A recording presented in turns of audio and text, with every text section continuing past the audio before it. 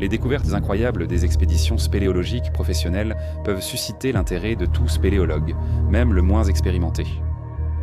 Les expéditions spéléologiques en solo dans des grottes techniquement difficiles sont pleines de dangers et généralement déconseillées par la communauté. Mais parfois, l'attrait est trop fort et les conséquences sur lui sont dévastatrices. Voici l'analyse fatale de la tragédie de la grotte Variovkina. Sergueï Koziev recueillait des informations sur la grotte Variovkina depuis près d'1 an. C'était un mari et père de 37 ans qui participait à de nombreuses activités aventureuses. Cette grotte a récemment été déclarée la plus profonde du monde, dépassant les 2,1 km de profondeur. Il y a un réseau de grottes latérales au fond qui s'étend sur près d'1 kilomètre avec un labyrinthe de tunnels et de siphons. Malgré seulement 2 expériences en spéléologie, cette grotte d'une difficulté inouïe était devenue une obsession pour lui. La profondeur extrême de cette grotte nécessitait plusieurs arrêts de nuit pour atteindre le fond. Des camps permanents ont été établis par l'équipe russe de spéléologie Perovo-Spilio. Ce groupe avait exploré à maintes reprises le système de grottes, découvrant continuellement de nouvelles profondeurs et tunnels sur plusieurs années. Ce groupe travaillait en grandes équipes, avec une préparation minutieuse pour chaque expédition. Sergueï avait entendu parler du dernier voyage de 2018 qui a failli mal se terminer. L'équipe de spéléologie Perovo-Spilio était en expédition avec le photographe de National Geographic, Robbie Schoen, lorsqu'une énorme vague d'eau a déferlé jusqu'à la partie la plus basse de la grotte. 8 personnes se trouvaient au camp de base le plus bas après une marche de 4 jours jusqu'au cœur du réseau de grottes profond d'1 mile. Une inondation est survenue avec un bruit de train de marchandises. Le groupe est retourné au camp pour attendre la fin de la crue, où l'eau devait s'infiltrer dans les longs tunnels de la grotte sans menacer leur campement. Un gargouillement a été entendu derrière leur tente et une inspection rapide a révélé un trou ouvert débordant. Les niveaux inférieurs étaient donc déjà pleins et l'eau montait maintenant dans leur chambre. En quelques minutes, ils ont dû rassembler leurs biens précieux et fuir vers les hauteurs. Cela signifiait de grimper par un étroit puits, vertical à travers une rivière déchaînée. L'équipe de spéléologie russe était confiante et calme face à une telle fuite, mais Robbie Schoen n'éprouvait aucun réconfort. Il était aussi effrayé qu'il ne l'avait jamais été dans sa vie, vraiment incertain de survivre à cette urgence inattendue. Grimper à la corde dans un torrent d'eau était déjà assez difficile, mais se faufiler à travers l'étranglement d'où l'eau jaillissait était physiquement douloureux. Il baissa la tête pour pouvoir respirer tout en remontant la corde à travers le passage étroit. L'eau frappant son casque semblait enfoncer sa tête dans ses épaules. Tout le groupe a réussi à atteindre le camp suivant, mais ils y sont restés coincés pendant 16 heures en attendant que la crue se calme. Le niveau inférieur était complètement inondé, signifiant une mort certaine pour ceux n'ayant pas réussi à s'échapper à temps. Sergueï avait entendu parler de cette histoire bouleversante, racontée sous diverses versions, notamment dans un article de National Geographic avec des photos de Robichon. Sergueï avait examiné des photos, rassemblé des cartes et pris des captures d'écran sur son téléphone d'éléments liés à l'exploration de cette grotte. Pour la plupart, l'expérience de mort imminente du groupe russe aurait rendu la grotte Variovkina inaccessible. Mais pas Sergueï. C'était un aventurier passionné de randonnée, d'escalade et de marathon. Sa famille ignorait son projet de visiter la grotte la plus profonde du monde. Il a dit qu'il partait chercher le sens de la vie et reviendrait dans environ une semaine. Le 1er novembre 2020, Sergueï a conduit de Sotchi, en Russie, jusqu'à la grotte Variovkina en quelques heures. Monter le flanc de la montagne pour atteindre l'entrée de la grotte était une sacrée randonnée. Il a gravi la montagne jusqu'à l'entrée avec de nouveaux crampons d'escalade et des bâtons de randonnée. Sergueï connaissait bien l'escalade et a apporté du matériel de base pour l'aventure dans la grotte. Pour la première descente, il devait installer une corde de rappel depuis le sommet de l'entrée pour accéder au puits principal de la grotte. C'est ici qu'il a laissé son sac à dos en toile et a transféré son équipement et sa nourriture dans des sacs étanches pour Robichon pour les emporter au fond de la grotte.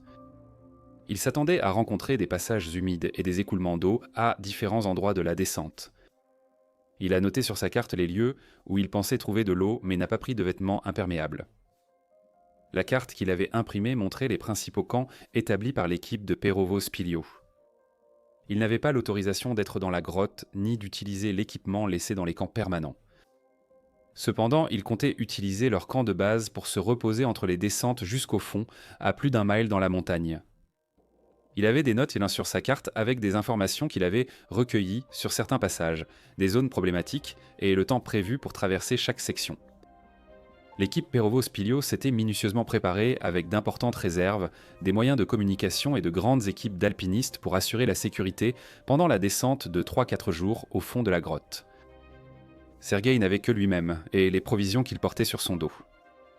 Il semble qu'il pensait être prêt pour ce qu'il allait rencontrer à Variovkina, mais il s'est trompé. La première partie de la descente se faisait dans des passages de grottes très étroits. Il s'agissait de plus de 360 mètres de spéléologie ardue avec plusieurs sacs d'équipement à tirer et à pousser dans les passages étroits. Sergueï atteignit le premier camp à 390 mètres de profondeur. Ce camp sert de zone de préparation pour la plus grande descente verticale du système de grottes. Le gouffre Babatunda est incroyablement profond de 150 mètres. Cette descente en rappel mène directement au fond de l'immense caverne, sans accès à une corniche ou un arrêt. L'équipe PST avait laissé un système de cordes permettant à un grimpeur de descendre dans le gouffre en rappel avec friction, puis de remonter à l'aide de bloqueurs manuels et d'étriers. Il a noté qu'il lui faudrait 6 heures pour aller du puits d'entrée jusqu'au fond du gouffre. Ces notes révèlent aussi qu'il estimait le retour 2 heures plus long que la descente dans le gouffre. Pour Sergueï, regarder vers le bas dans cette profondeur vertigineuse devait être intimidant. Il a décidé de réorganiser ses sacs et a laissé l'un des sacs moins essentiels au camp 1. L'équipe PST avait une installation d'éclairage énorme pour que toute l'équipe puisse se voir.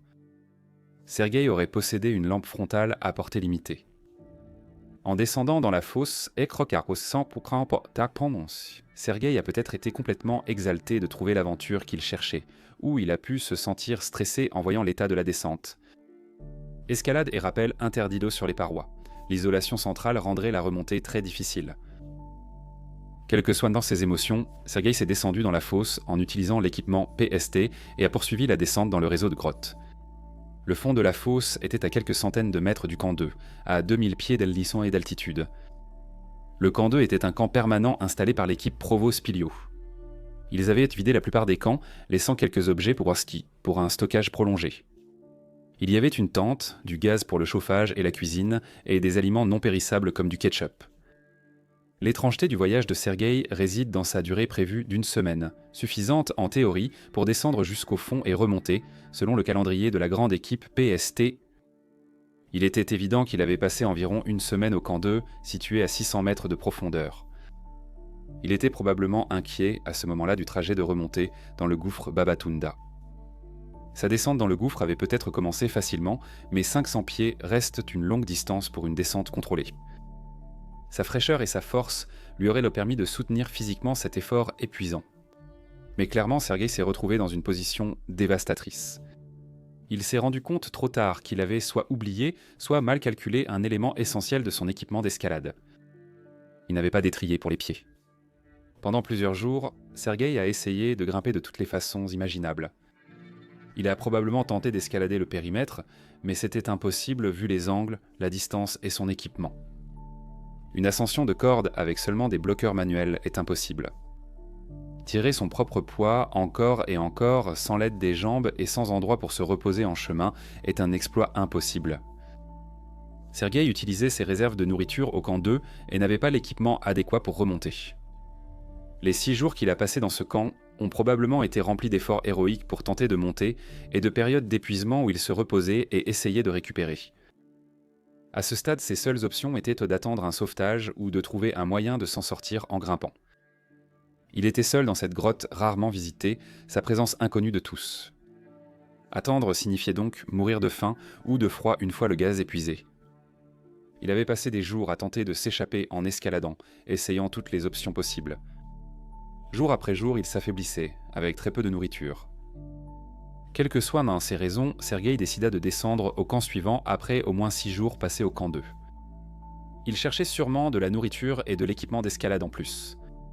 S'il pouvait simplement trouver une paire d'étriers et un peu de nourriture, alors il pourrait peut-être remonter les 1000 mètres jusqu'au sommet. La descente du camp 2 au camp 3 aurait été extrêmement difficile pour quelqu'un qui n'était pas en pleine forme physique. L'équipe PST aurait peut-être fait cette descente en 4 heures, mais seule et affaiblie. Sergueï a probablement eu du mal à atteindre cette profondeur à 1000 mètres. Mais Sergueï a bien atteint le camp 3. C'était une petite victoire, mais ce n'était pas le salut qu'il espérait. Le camp 3 n'avait ni nourriture ni provisions qui pouvaient l'aider. Nous ne savons pas combien de temps il est resté dans ce camp, mais cela n'a pas dû durer longtemps. Il était sans doute trempé, gelé, affamé et épuisé. La seule chance de survivre et de se sauver serait de descendre encore plus profondément dans le réseau de grottes. Il avait sa carte et savait qu'il y avait un autre camp un peu plus de 300 mètres plus bas. Bien qu'épuisé, sa volonté de survivre le poussait à persévérer. La pensée de sa famille l'aurait certainement poussé à combattre l'envie de s'asseoir et de s'endormir. À cette profondeur dans la grotte, l'eau était un problème constant. Le filet d'eau au-dessus devenait un jet d'eau dans certains passages et une cascade dans d'autres. Avec 100% d'humidité dans la grotte, il n'a pas pu se sécher. Il portait une combinaison en coton et n'avait pas apporté la combinaison étanche appropriée pour ce genre de spéléologie. À seulement 40 degrés, la température de la grotte et de l'eau le maintenait en légère hypothermie sans la chaleur des lampes à gaz du camp précédent. Sergueï devait continuer à bouger pour éviter une hypothermie sévère, mais épuisé et sans nourriture, il ne pouvait reprendre des forces. La seule solution était de poursuivre. Sergueï rassembla son équipement et descendit du rebord. On ignore ce qui s'est passé sur les 300 pieds suivants. On pense généralement que Sergueï a succombé à l'hypothermie. Il aurait été trempé, habillé en coton, tentant de descendre par la corde dans les grottes profondes et humides au froid intense. Certains pensent qu'il a peut-être chuté dans son état de faiblesse. Il portait un casque de spéléologie, mais les circonstances étaient impossibles, peu importe la goutte d'eau fatale. Sa femme s'est inquiétée quand il n'est pas rentré au bout d'une semaine comme convenu. Elle a prévenu les autorités de sa disparition, mais ignorait où il était parti faire de la spéléologie. La grotte Variovkina était à plus de 2 heures de chez lui et il n'avait pas fait la demande appropriée pour l'explorer. Des mois s'étaient écoulés et il semblait qu'un événement terrible avait dû survenir. Ce n'est que 9 mois plus tard, en août 2021, que l'équipe PST était prête pour une nouvelle expédition dans la grotte. À leur arrivée à Variovkina, ils ont vu une corde jetée par-dessus le rebord de l'entrée, ce qui était inapproprié. Laisser une corde à l'entrée était contraire au protocole, car n'importe qui pourrait la prendre pour une invitation à entrer dans cette grotte difficile. L'équipe est entrée dans la grotte et a suivi ses itinéraires habituels jusqu'au premier camp. Sur leur route, ils ont trouvé des bâtons de randonnée, des crampons et un sac à dos en tissu. Il était évident que quelqu'un était déjà passé par ici. Au camp suivant, des signes d'un spéléologue non autorisé étaient omniprésents. Les emballages vides, la nourriture manquante et les boîtes ouvertes indiquaient qu'une personne avait séjourné au camp pendant quelque temps. À en juger par les preuves dans les toilettes portables, il semblait que quelqu'un avait passé 6 ou 7 jours au camp. L'équipe était agacée et inquiète. Ce grimpeur était-il toujours ici dans la grotte? Hélas, il le découvrirait en descendant au fond. À la marque des 3600 pieds, il y avait un corps suspendu à leur corde, et il était évident qu'il était là depuis longtemps. L'équipe a été dévastée de découvrir que le spéléologue était mort. Son corps était recroquevillé sur le côté, suspendu au bloqueur accroché à la corde principale. Sous lui se trouvaient 2 sacs de spéléologie en plastique. Il avait sur lui 2 portables et un couteau multifonction. L'équipe a vite réalisé son manque d'équipement pour cette expédition. Il n'était pas habillé correctement, sans équipement de secours en cas de défaillance et sans pédale fixée à ses bloqueurs. L'équipe a utilisé des photos de leur téléphone pour aider les autorités à identifier l'homme. La terrible réalité pour sa femme a été aggravée par le fait qu'il ne pouvait pas simplement sortir son corps de la grotte pour l'enterrer. La montée éprouvante représentait un défi sérieux pour n'importe qui, et il n'y avait tout simplement aucun moyen de le sortir à travers des passages étroits, des tunnels sinueux et de longues ascensions à la corde. La seule solution était de démembrer son corps en morceaux transportables, en toute sécurité. Avec le financement et l'autorisation requis, une équipe de plus de 100 personnes a préparé son corps et remonté les morceaux hors de la grotte profonde d'un Manel. Sa femme a enfin eu des réponses sur ce qui était arrivé à Sergueï et a pu l'enterrer après une attente de 9 mois. Le sort exact de Sergueï dans cette grotte reste inconnu. Il a laissé des preuves sur ses téléphones portables, sur son corps et dans les camps.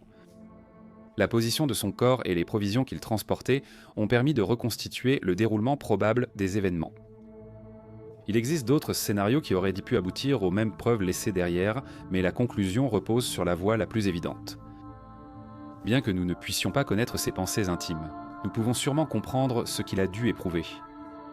Il a tenté un défi incroyable et, malheureusement, il y a perdu la vie.